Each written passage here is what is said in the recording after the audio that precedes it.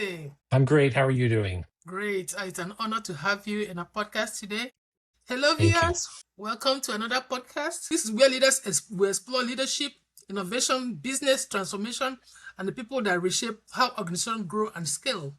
I'm your host, Phoebe. Today, I'm excited to welcome Josh Hoecherl. Josh helped a growth stage leaders break free from decision fatigue, scale their businesses with over 30% gain in operational efficiency through a system he called empowerment design. His work focused on transforming not just performance, but culture, leadership behavior, and long-term legacy through what he called ripple effect. Josh helped leaders build organizations where every team members lead with purpose, operation runs smoothly, and growth becomes sustainable, not chaotic. Josh, you're welcome to our podcast.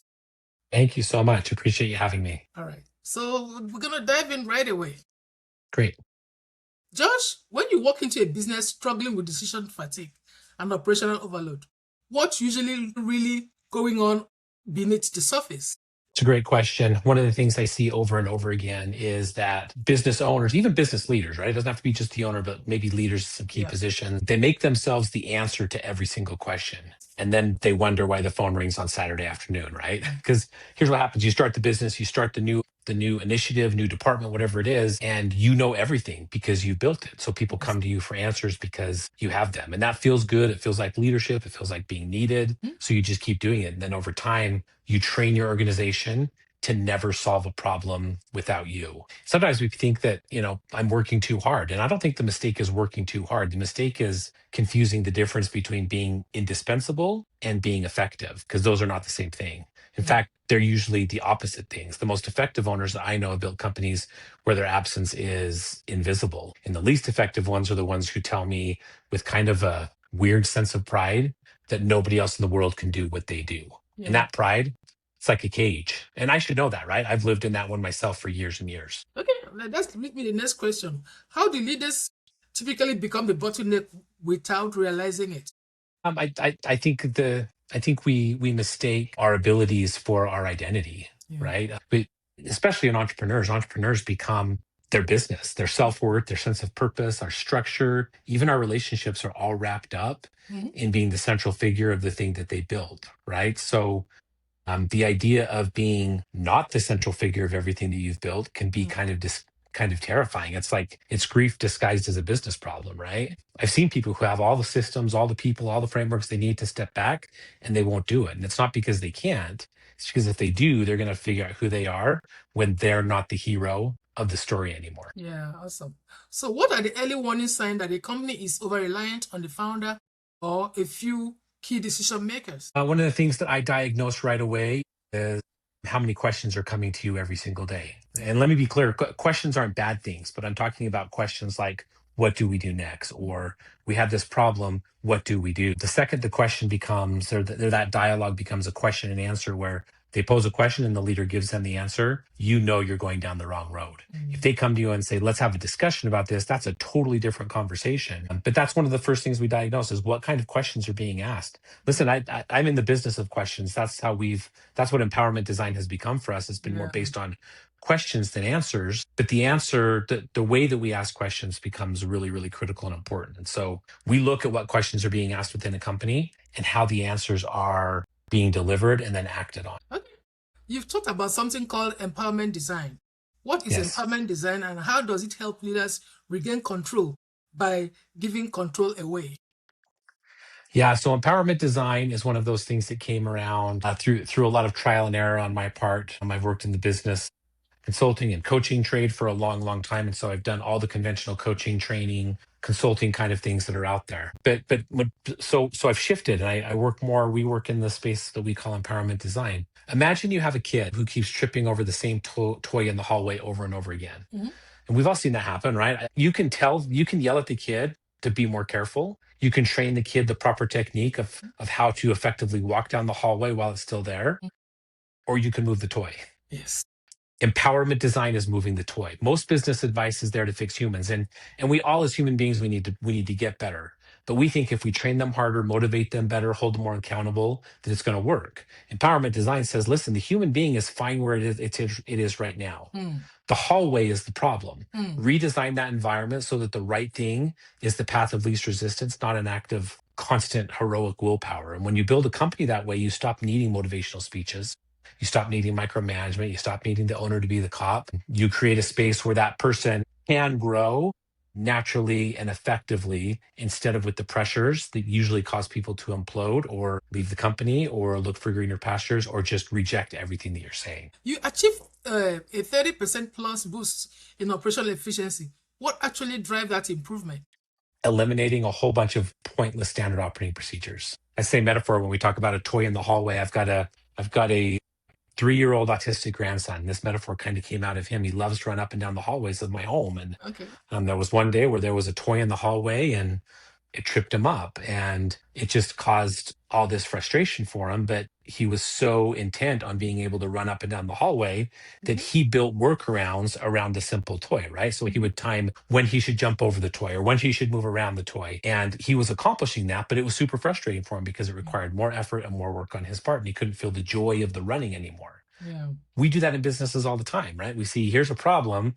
Let's build a standard operating procedure to deal with this problem. Well, let's just get rid of the problem. Let's move the toy. Let's put it somewhere else. Let's get rid of it. Let's not have it anymore. And so, and that's what the entire consulting industry really has become focused on is let me give you a framework. And in 90 days, you'll become the best salesperson on the face of the planet. Mm. Well, what happens in 120 days when a sales cycle changes or when the market changes or when the way people want to be sold to changes? We've got to go by another framework. I'd rather just talk about let's learn how to really be the best version of ourselves. Let's learn how to move the toy. Let's learn how to level ourselves up. The frameworks can come from within, not from without. Awesome. That's very good. So, how do you shift a team from dependency to ownership? It's a good question. Probably the hardest thing that we see owners try to go through is that shift. The simple answer is lots and lots of pain and heartache. Mm. The real answer, and that's true, but the real answer is this: there's no easy fix here. And anybody out there in any space who's promising you implement my thing and everything's going to be easier for you in 30 days or 60 days, they're selling you something. Mm. And that I'm not trying to be that harsh on that, but that's just what we see. Leadership, change, business ownership, it's not easy. Yeah. It's hard. Yeah. The trick is not to create a space where it's not where it becomes easy. The Mm. trick is to improve ourselves to where hard things are places where we thrive, where we recognize being in that hard space makes me better, and making me better helps me make everybody else around me. That's very great. Okay. So, what does it mean for someone to become the CEO of their role? To own it, right? I mean, you have to empower people to have the ability to design what their position looks like. So often we second guess what our employees are doing. And the reality is we need to build the structure, we need to build the foundation and say, here's the box. Inside the box, you run and play however you want to run and play.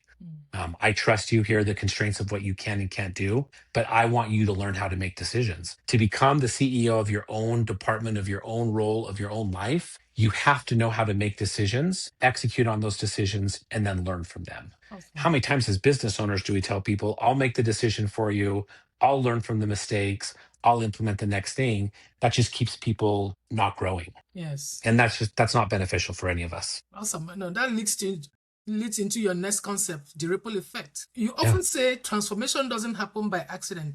It creates a ripple effect. What does that mean in practice?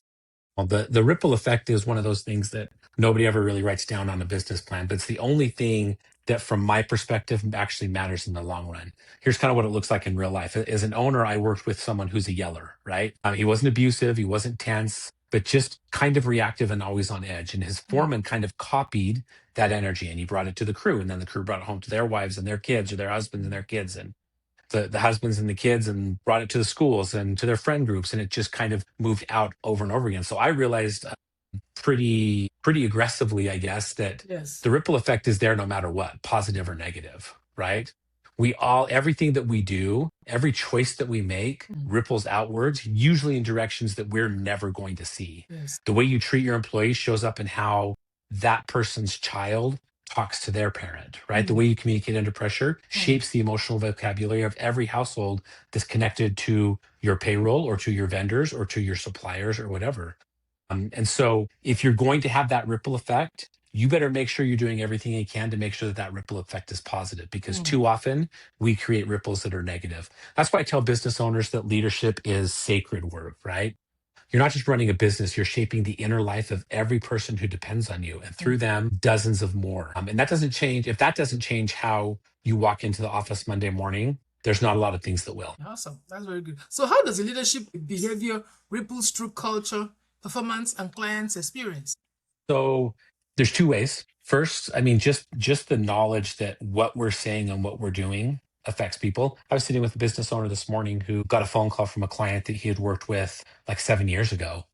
And he said, I've been trying to find you for a year and a half because I've got this issue with this thing that I have that 7 years ago you fixed something similar for me. And I need this fix. I waited a year and a half to find you to get you to come back and fix this because the experience that I had with you was so valuable to me. Obviously, you use different words; these are my words, right? But that the things that we put out in the world make so much of a difference that we can't really identify what it is. Now, how does that lift our employees, the people that we work with? Everybody needs to have the opportunity to be the best version of themselves, right? I have kind of an unpopular belief in my peer circles, and that's that I think that everybody is a leader. I think latently, on some level, everyone's a leader, whether they lead themselves, whether they lead their family, whether they lead in a business, whether they lead in a community, a church, whatever it is.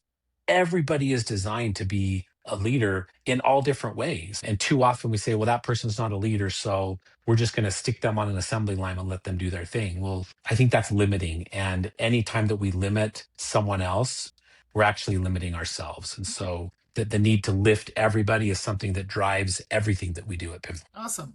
So when leaders create ripples, the entire business change, including financial outcomes.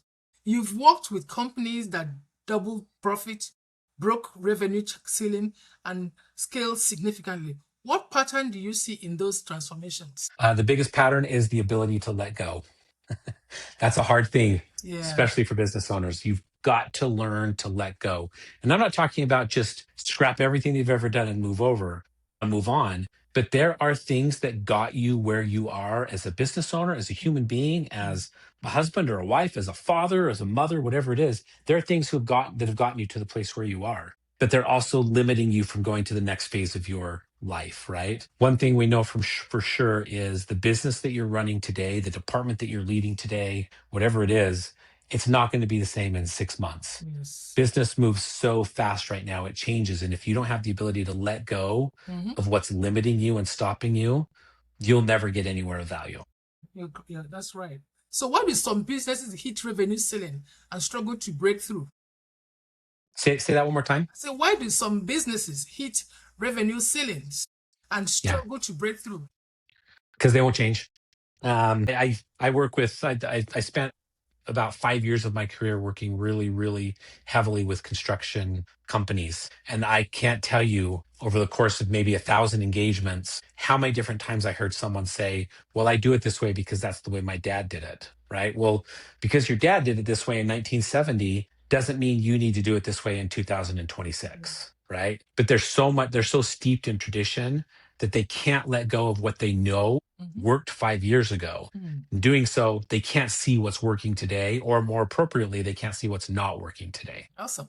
Okay. What role does operational clarity play in financial performance? Without operational clarity, your finances don't matter. Because typically, what we do as business as entrepreneurs, and I've been guilty of this as much as, if not more than anybody else, when we have a financial problem, we try to throw operational clarity at it, meaning we put more people or more standard operating procedures on it. When we have an operational problem, we throw more finances on it. So those are two levers that we pull to push against each other, but we miss the fact that the way that they are connected to each other is not the way that we think they're connected to each other, right? Revenue drives operational efficiency. Operational efficiency drives higher revenue.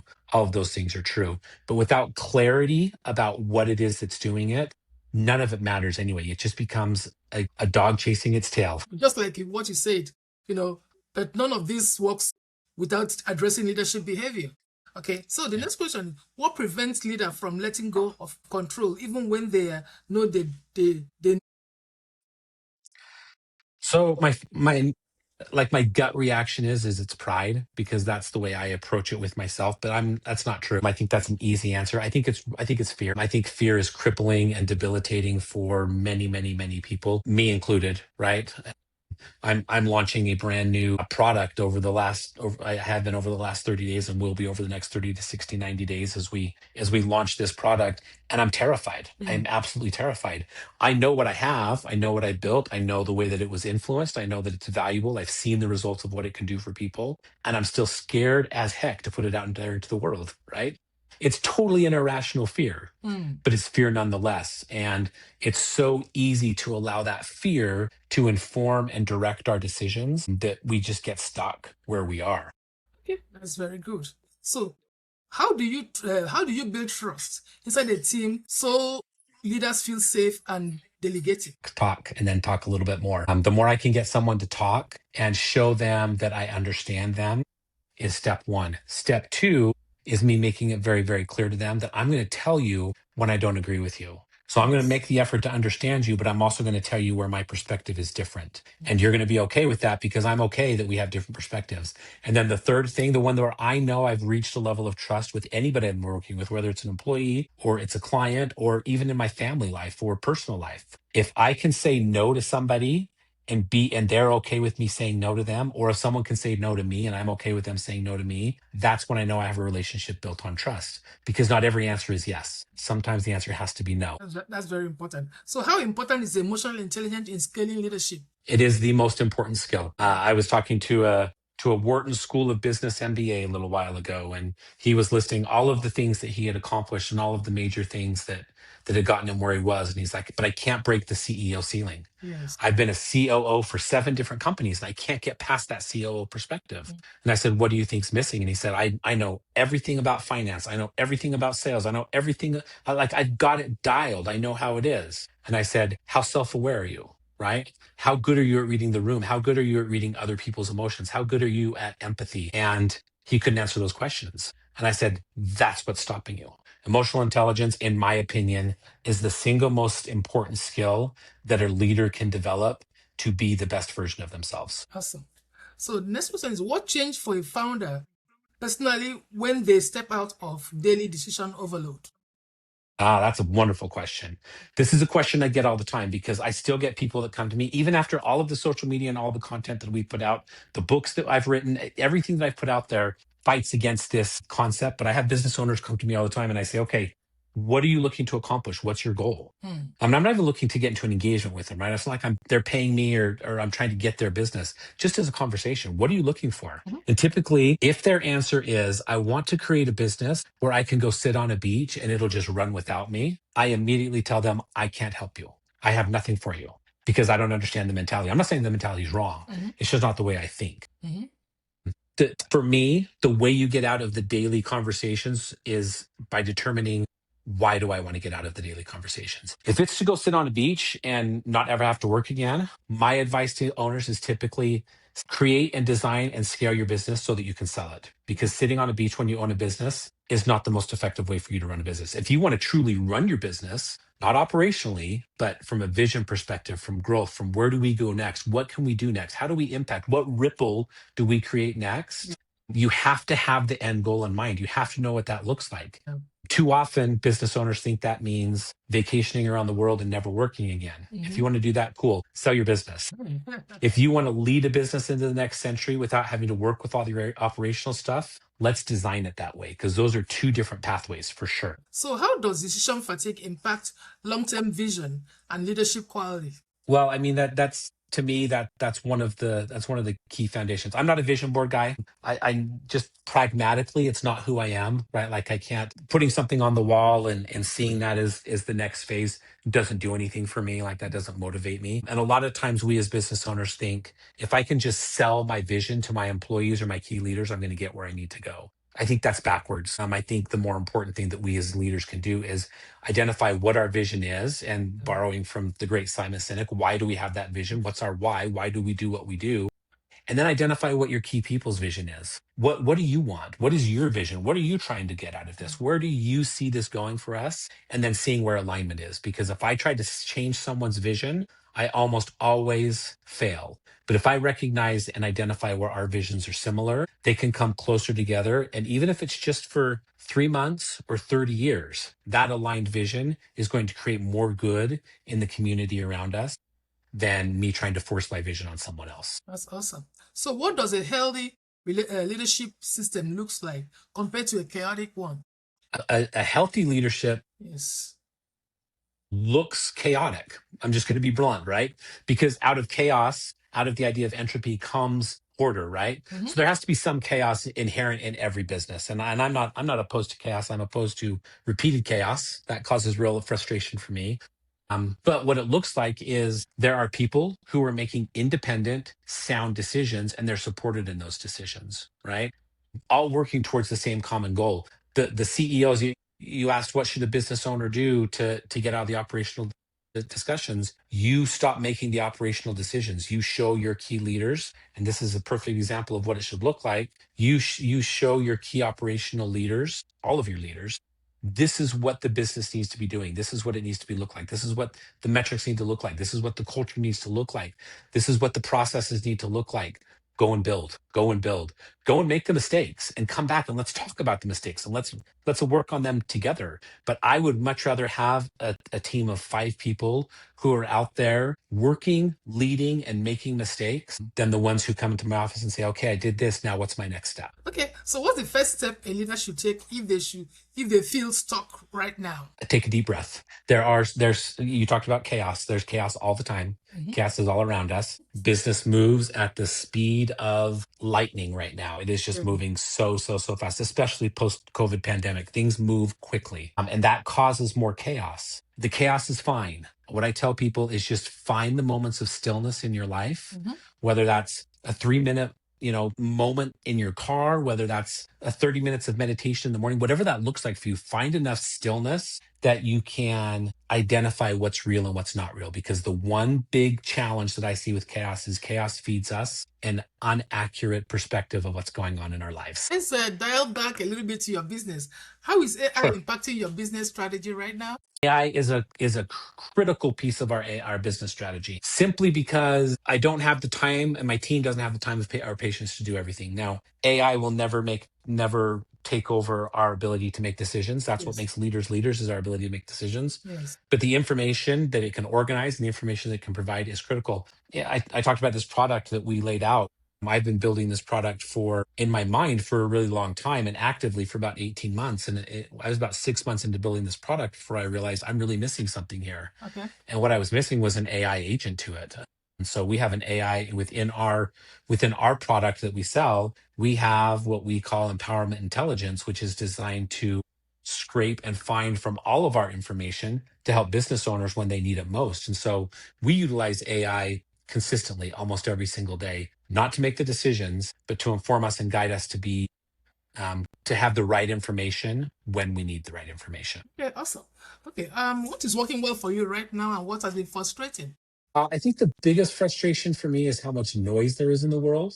It's so loud, right? Mm. There's so much stuff out there. There's so much pollution.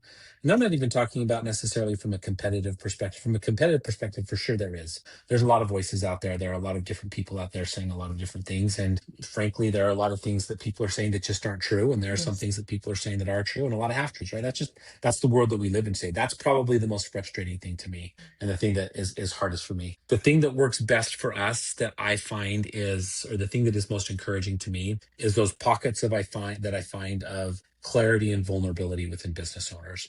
When I see something online, when I talk to someone who just says, I don't know, I don't have it all figured out, but I'm not afraid to ask questions to get to the kernel of truth that I'm looking for. That is so energizing to me and so encouraging to me, because we strip away all the other stuff and say, okay, let's really get to work here and determine what the next step is.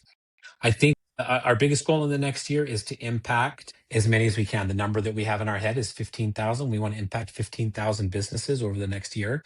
We think that we have the product and the skill and the ability to do that. And the reason I have that goal in mind is because of that ripple effect concept, right? Like I don't know how many of those 15,000 that I impact, how many could they potentially impact, right? And not from the perspective that I want to be able to go back and say, I impacted all these people, more from the perspective of we as a business community have to find a way to do good. And Yes. if we're not doing good in the world, none of this works long term. That's what I'm looking for.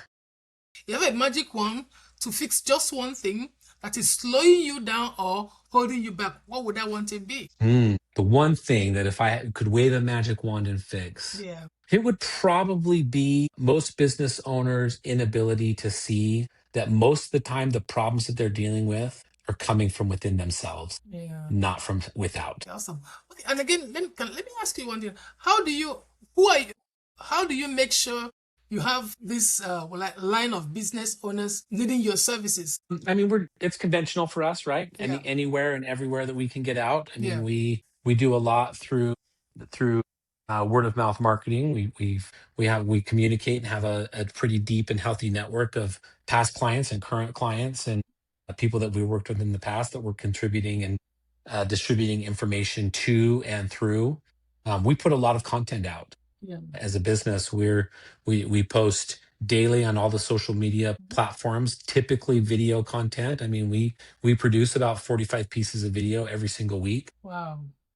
We produce every single week a 2,000 to 3,000 word blog article, Wow. along with a 8 to 7 minute video that goes along with that is ancillary content, companion content, not a retread of the blog, but separate content that just enhances it and does that. We build that every single week. We create a lot of content, but there's a trick to that, Yeah. right? Because many people think that content is what's going to fix businesses. I don't believe that. I believe that context fix Yes. businesses. We need content. Content helps us, but if we get content within the wrong context, Yes. it doesn't matter what it is. That's exactly, yeah. Yeah, that's exactly my next question. You have all these things out there, and how are you sure it's landing to the real decision makers that need your services? Because that's the challenge I see most people doing. They have the good product like you, they have the knowledge, everything is there, but they're not landing to decision makers. It's all out there. But the people Yeah, that really need it that can make decisions is not landing to them. And that that's has the been. hardest part. So let's move to our next question. Josh, after working with so many leaders and businesses, what is the most important lesson you've learned about scaling leadership? Most businesses actually want to scale. Mm. The businesses take on a life of their own, and there's an energy to a business, especially a business that is making a difference in people's lives at whatever level, right? And I'm not talking about just a deep dramatic change, but because somebody wants to drink a Diet Coke this afternoon and you can provide that, right? Like that's making a difference. So businesses want to do that. They want to grow. And typically what stops it is not the market. What stops it is not the employees. It's actually the business owner. It's the Awesome. business owner who stops that and slows that down. Sometimes it needs to slow down, and there's nothing wrong with that. But if it's slowing down without a result, then you're never going to get anywhere. So the thing that I see that stops businesses from scaling and growing effectively, 90% of the time, is the business owner. Awesome. Okay, so if every leader listening today eliminate decision fatigue and empower their team fully tomorrow, what would change first? Their business, their culture, or their lives? I always start with people's lives. I always start with the foundation. The foundation is who you are. As much as business owners don't want to be, their culture is driven by them. If you can change yourself, then your culture or your team or your employees are going to change. And as all of that rises, your business inevitably is going to rise with it. It's going to go with you. It wants to go with you. Okay, awesome. So Josh, thank you for sharing your insight and powerful framework behind empowerment design and the ripple effect. One of the biggest takeaway from today's conversation is growth doesn't fail because of lack of effort. It fails because of concentrated decision making. When leaders redesign how decision flow, they don't just scale operation, they scale freedom, ownership, and impact. So to everyone listening, thank you for joining us today. And Josh, we really appreciate your time. At the end of the day, when we post this video, we're going to put Josh information in the description box. So make sure if you really, if you have need for his services, feel free to contact him. So to everyone listening, thank you. And until next time, bye for now. Thank you, Josh. Thank you. Thank you. All right.